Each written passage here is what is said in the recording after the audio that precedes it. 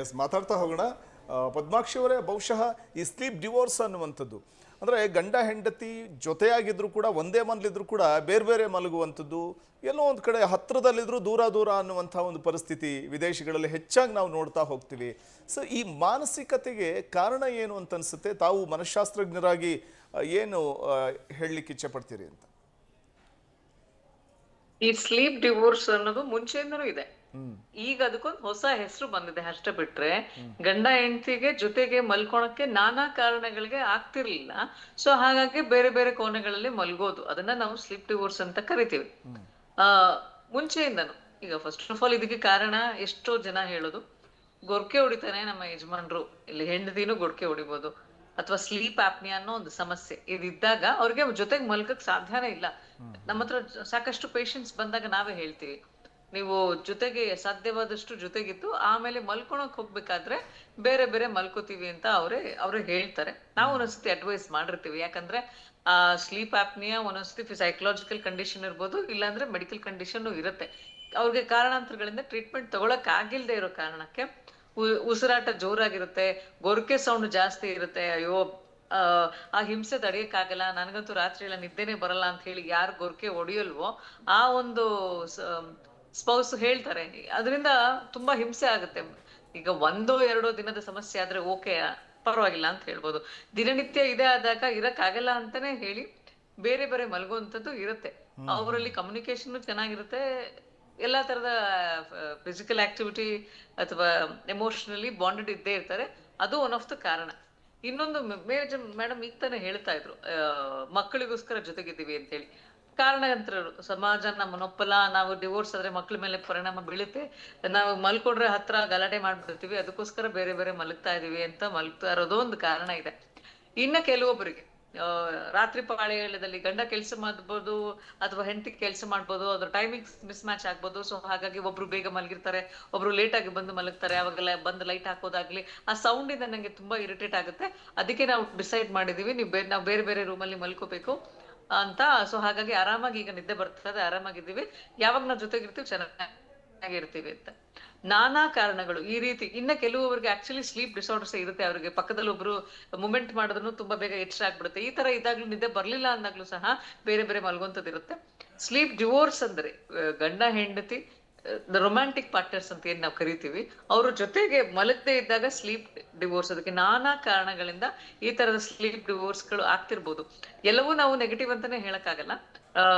ಕೆಲವೊಂದೆಲ್ಲ ಇದೇ ತರ ಸಮಸ್ಯೆಗಳಿದ್ದಾಗ ಆ ಸಮಸ್ಯೆಗೆ ಬಿಟ್ಬಿಡಕ್ಕಾಗಲ್ಲ. ಸೊ ಹಾಗಾಗಿ ಈ ಒಂದು ಆಪ್ಷನ್ ಅನ್ನ ಚೂಸ್ ಮಾಡಿರ್ತಾರೆ. ಇನ್ನ ಕೆಲವರು ಟಾಕ್ಸಿಕ್ ಪರ್ಸನಾಲಿಟೀಸ್ ಅಂತ ಕರಿತೀವಿ. ತುಂಬಾ ಇರಿಟೇಟ್ ಮಾಡ್ಕೋತಾರೆ, ಎಲ್ಲದಕ್ಕೂ ಗಲಾಟೆ ಮಾಡ್ತಾರೆ, ಕಿರಿಕಿರಿ ಇರ್ತಾರೆ. ಅವ್ರು ಮಲ್ಕೊಂಡ್ರೆ ಸಾಕು, ನಾವ್ ಜೊತೆ ಕಾಣಿಸಿದ್ರೆ ಸಾಕು ಗಲಾಟೆ ಮಾಡ್ತಿರ್ತಾರೆ. ಅವ್ರ ಜೊತೆಗೆ ನನ್ಗೆ ಇರಕ್ಕೆ ಆಗಲ್ಲ, ಅವ್ರ ಜೊತೆ ಮಲ್ಕೊಳಕ್ಕೆ ಆಗಲ್ಲ, ನಾವ್ ಜೊತೆಗಿದ್ರೆ ಫುಲ್ಲು ಗಲಾಟೆ ಮಾಡ್ತಾರೆ, ಹೊಡಿತಾರೆ ಒಂದೊಂದ್ಸತಿ ಅಂತ. ಅದಕ್ಕೋಸ್ಕರ ಬೇರೆ ಬೇರೆ ಮಲಗ್ತಾ ಇದೀವಿ ಅಂತ ಹೇಳಿ. ಸೊ ಬೇರೆ ಬೇರೆ ಈ ಎಲ್ಲಾ ಕಾರಣಗಳಿಂದನೂ ಸ್ಲೀಪ್ ಡಿವೋರ್ಸ್ ಆಗ್ತಾ ಇದೆ. ಮುಂಚೆಯಿಂದನೂ ಇತ್ತು ಇದು.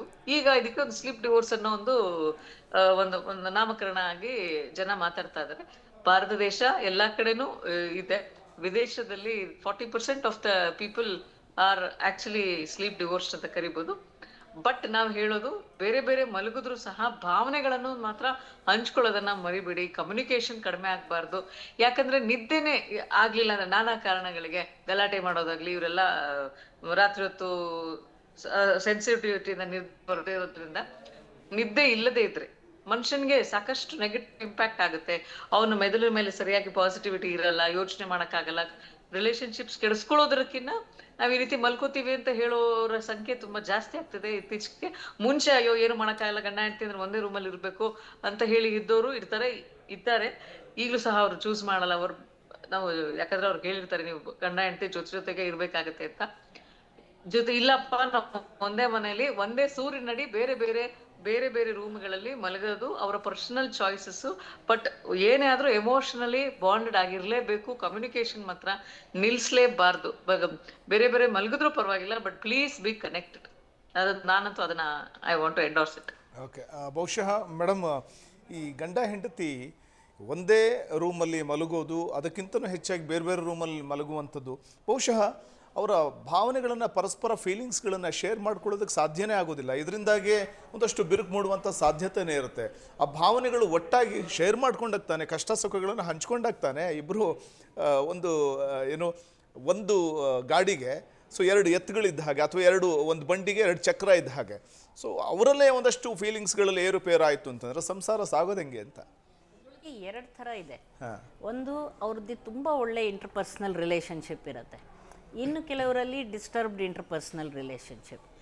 ಇದನ್ನು ಅವರಿಬ್ಬರಲ್ಲಿ ಬೇರೆ ಮಲಗಿ ನಾನಾ ಕಾರಣಗಳಿಗೆ, ಕೆಲವು ಕಾರಣಗಳಿಗೆ ಅವರು ಬೇರೆ ಬೇರೆ ಕೆಲಸ ಮಾಡೋದು, ಅವರು ಬೇರೆ ಬೇರೆ ಸಮಯದಲ್ಲಿ ಕೆಲಸ ಮಾಡಬೇಕಾಗತ್ತೆ, ಹೊರದೇಶಗಳಲ್ಲಿರೋರೆಲ್ಲ ಕ್ಲೈಂಟ್ಸ್ ಜೊತೆ ಮಾತಾಡಬೇಕಾಗತ್ತೆ, ಬಹಳ ಒತ್ತಡ ಇರುತ್ತೆ, ಅಥವಾ ಲೇಟಾಗಿ ಮನೆಗೆ ಬರೋದು, ಒಬ್ಬರು ಮಲಗಾಗಿರುತ್ತೆ, ಅಷ್ಟೊತ್ತಿಗೆ ಡಿಸ್ಟರ್ಬ್ ಮಾಡೋದು ಬೇಡ ಅಂದರೆ ಒಳ್ಳೆ ಭಾವನೆಯಿಂದನೇ ಅವರು ಬೇರೆ ಬೇರೆ ಮಲಗೋದಕ್ಕೆ ಇದು ಮಾಡಿ. ಬಟ್ ಅವರಿಬ್ಬರು ಪರಸ್ಪರ ಸಂಬಂಧ ತುಂಬಾ ಚೆನ್ನಾಗಿರುತ್ತೆ. ಅಂದರೆ ಬೇರೆ ಸಮಯ ಅವ್ರಿಗೋಸ್ಕರವಾಗಿ ಬೇರೆ ಸಮಯ ಒಂದು ಮಾಡಿಕೊಂಡು ಅವರು ಲೈಂಗಿಕ ಸಂಪರ್ಕಕ್ಕಿರ್ಬೋದು, ಜೊತೆ ಕೂತು ಮಾತಾಡೋಕ್ಕಿರ್ಬೋದು, ಅಥವಾ ಹೊರಗಡೆ ಹೋಗೋಕ್ಕೆ ಮಾಡೋಕ್ಕೆ ಬೇರೆ ರೀತಿನಲ್ಲಿ ಅವ್ರ ಭಾವನಾತ್ಮಕ ಸಂಬಂಧನ ಉಳಿಸ್ಕೊಂಡಿರ್ತಾರೆ. ಅಂದರೆ ಕಮ್ಯುನಿಕೇಷನ್ ಕೂಡ ಇರುತ್ತೆ ಅವ್ರಿಗೆ, ಸಂವಹನೆ ಹೇಳಿದಾಗ. ಇನ್ನು ಕೆಲವರಲ್ಲಿ ಡಿಸ್ಟರ್ಬ್ಡ್ ಇಂಟರ್ಪರ್ಸ್ನಲ್ ರಿಲೇಷನ್ಶಿಪ್, ಅವರಿಬ್ಬರು ಸಂಬಂಧನೇ ಒಂದು ಹದಗೆಟ್ಟಿದೆ ಅನ್ನೋ ಥರ ಹೇಳ್ತಾರಲ್ಲ, ಹೀಗೆ ಅದು ಒಂದು ಕೋಪ ತಾಪ ತೋರಿಸೋ ರೀತಿ, ಬೇರೆ ಕಡೆ ಹೋಗಿ ಮಲಗೋದು, ಮಕ್ಕಳ ಜೊತೆ ಹೋಗಿ ಮಲಗೋದು, ಅದಕ್ಕೋಸ್ಕರವಾಗಿ ಗಂಡನ ಮೇಲೆ ಕೋಪ ತೋರ್ಸೋಕ್ಕೆ ಹೆಂಡತಿ ಮಕ್ಕಳ ಜೊತೆ ಹೋಗಿ ಮಲ್ಕೊಳ್ಳೋದು, ಅಥವಾ ಗಂಡ ಕೋಪಕ್ಕೋಸ್ಕರವಾಗಿ ಬೇರೆ ರೂಮಲ್ಲಿ ಹೋಗಿ ನಾ ಮಲ್ಕೊಳ್ತೀನಿ ಅಂತ ಮಲ್ಕೊಳ್ಳೋದು. ಈ ರೀತಿ ಒಬ್ಬರಲ್ಲಿ ಒಬ್ಬರಿಗೆ ಇವಾಗ ಇತ್ತೀಚೆಗೂ ಭಾಳಷ್ಟು ಜನ ಬಂದಿದ್ದಾರೆ ಈ ದಂಪತಿಗಳು. ಅವ್ರಿಗೆ ಅವ್ರಿಗೆ ಪುರುಷನಲ್ಲಿ ಅವನ ಲೈಂಗಿಕ ಸ್ವಲ್ಪ ಎರೆಕ್ಟೈಲ್ ಡಿಸ್ಫಂಕ್ಷನ್, ನಿಮಿರ್ ದೌರ್ಬಲ್ಯ ಆಯಿತು. ಸೊ ಆವಾಗ ಅದಕ್ಕೋಸ್ಕರ ಚಿಕಿತ್ಸೆ ಬಂದಾಗ ನಾನು ಕೇಳಿದೆ, ನಿಮ್ಮ ಹೆಂಡತಿ ನಿಮಗೆ ಜೊತೆ ಸಹಕರಿಸ್ತಾಳ? ಇಲ್ಲ, ಅವಳು ನನಗೆ ಬೈದು ನನ್ನ ಮೇಲೆ ಕೋಪ ಮಾಡ್ಕೊಂಡ್ಬಿಟ್ಟು ನಿನ್ನ ಕೈಲಾಗಲ್ಲ, ಏನಾಗಲ್ಲ, ನಾ ಇದಿಲ್ಲ ಅಂತ ಹೇಳಿಬಿಟ್ಟು ಬರೀ ನನ್ನ ಮಕ್ಳ ಜೊತೆನೇ ಹೋಗಿ ಮಲಗಿಬಿಡ್ತಾಳೆ, ನನ್ನ ಜೊತೆ ಅವಳು ಸಹಕರಿಸೋದು ಇಲ್ಲ, ನನ್ನ ಸಮಸ್ಯೆನ ಅವಳು ಅರ್ಥನೂ ಮಾಡ್ಕೊಂಡಿಲ್ಲ.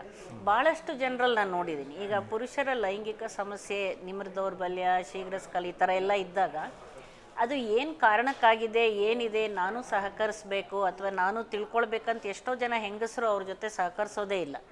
ಇನ್ನಷ್ಟು ಅವ್ರಿಗೆ ಬೈದು ಅವರ ಒಂದು ಆತ್ಮವಿಶ್ವಾಸ ಕಡಿಮೆ ಮಾಡಿ ಮತ್ತಷ್ಟು ಅವ್ರ ಸಮಸ್ಯೆ ಜಾಸ್ತಿ ಆಗೋಂಗೆ ಮಾಡ್ತಾರೆ. ಆವಾಗ ನಾವು ಕಪಲ್ ಕೌನ್ಸಿಲಿಂಗ್ ಅಂತ ಇಬ್ಬರನ್ನೂ ಕರೆದು ಯಾಕಾಗದು, ಎಷ್ಟೋ ಜನ ತುಂಬ ಈಗ ಡಯಾಬಿಟೀಸು, ಬ್ಲಡ್ ಪ್ರೆಷರು, ಬೇರೆ ಒಂದು ಮೆಟಬಾಲಿಕ್ ಡಿಸಾರ್ಡರ್ಸ್ ಇದೆಲ್ಲ ಹೇಳ್ತೀವಿ. ಅಂಥವರಲ್ಲಿ ಈ ಲೈಂಗಿಕ ಸಮಸ್ಯೆಗಳು ಬರೋದು ಬಹಳ ಸಾಮಾನ್ಯ. ಪುರುಷರಲ್ಲಾದರೂ ಇರ್ಬೋದು ಅಥವಾ ಸ್ತ್ರೀಯರಲ್ಲಾದರೂ ಇರ್ಬೋದು. ಈಗ ಮೆನೋಪಾಸ್ ಸಮಯದಲ್ಲಿ, ಅಂಥ ಸಮಯದಲ್ಲಿ ಕೆಲವು ಸಲ ಬೇರೆ ಕಾರಣದಿಂದ ಅವ್ರ ದೇಹದಲ್ಲಾಗೋ ಬದಲಾವಣೆಗಳು, ಇದರಿಂದ ಸ್ತ್ರೀ ಸರಿಯಾದ ರೀತಿಯಲ್ಲಿ ಸಹಕರಿಸೋಕ್ಕಾಗದೇ ಇರ್ಬೋದು, ಕೆಲವು ಸಮಸ್ಯೆಗಳಿಂದ ಪುರುಷ ಸಹಕರಿಸೋಕ್ಕಾಗದೇ ಇರ್ಬೋದು. ಅಂಥ ಸಮಯದಲ್ಲಿ ಒಬ್ರಿಗೊಬ್ರು ಸಹಕಾರ ಕೊಟ್ಟು ಸರಿಯಾದ ಒಂದು ಕೌನ್ಸಲಿಂಗ್ ಅಂತ ಹೇಳ್ದೆ, ಆಪ್ತ ಸಮಾಲೋಚನೆಗೆ ಬಂದು ವೈದ್ಯರ ಹತ್ರ ಪರೀಕ್ಷೆ ಮಾಡಿಸ್ಕೊಂಡು ಆ ಸಮಸ್ಯೆ ಪರಿಹಾರ ಮಾಡ್ಕೋಬೋದು. ಬಟ್ ಭಾಳಷ್ಟು ಜನಕ್ಕೆ ಇದಕ್ಕೊಂದು ಸಮಸ್ಯೆ ಪರಿಹಾರ ಇದೆ ಅಥವಾ ನಾನು ವೈದ್ಯರ ಹತ್ರ ಹೋಗ್ಬೋದು ಅನ್ನೋದೇ ಎಷ್ಟೋ ಜನಕ್ಕೆ ಗೊತ್ತಿರಲ್ಲ. ಇದು ಒಂದು ಈ ರೀತಿಯೂ ಕೂಡ ಸಮಸ್ಯೆಗಳು ದಾಂಪತ್ಯದಲ್ಲಿ ಅವರಿಬ್ಬರ ಮಧ್ಯೆ ಸಮಸ್ಯೆಗಳಿದ್ದಾಗ ಈಗ ಬೇರೆ ಬೇರೆ ದೂರ ಮಲಗೋ ಅಂಥ ಒಂದು ವಿಷಯಗಳು ಬರುತ್ತೆ. ಅಥವಾ ಎಲ್ಲ ಚೆನ್ನಾಗಿರೋ ಅಂಥ ದಂಪತಿಗಳು ಕೂಡ ಅವರ ಅವಶ್ಯಕತೆಗೆ ಅನುಗುಣವಾಗಿ, ಅವರ ಕೆಲಸ, ಅವರ ಉದ್ಯೋಗ ಅದಕ್ಕೆ ಅನುಗುಣವಾಗಿ ಬೇರೆ ಬೇರೆ ಮಲಗೋದನ್ನು, ನನಗೆ ಸ್ವಲ್ಪ ಚೆನ್ನಾಗಿ ನಿದ್ದೆ ಆಗಲಿ, ಇಡೀ ದಿನ ಕೆಲಸ ಮಾಡಿ ಬಹಳಷ್ಟು ಒತ್ತಡದಲ್ಲಿರ್ತಾರೆ, ಸರಿಯಾದ ನನಗೆ ಒಂದು ಸ್ಲೀಪ್ ಡೆಟ್ ಅಂತ ಹೇಳ್ತೀವಿ, ಸರಿಯಾಗಿ ಒಂದು 7 hours ಸ್ಲೀಪು ಸಾಧಾರಣವಾಗಿ ಬೇಕೇ ಬೇಕು. ಅಟ್ಲೀಸ್ಟ್ 5-6 ಗಂಟೆಗಳಾದರೂ ನಿದ್ದೆ ಮಾಡಬೇಕು.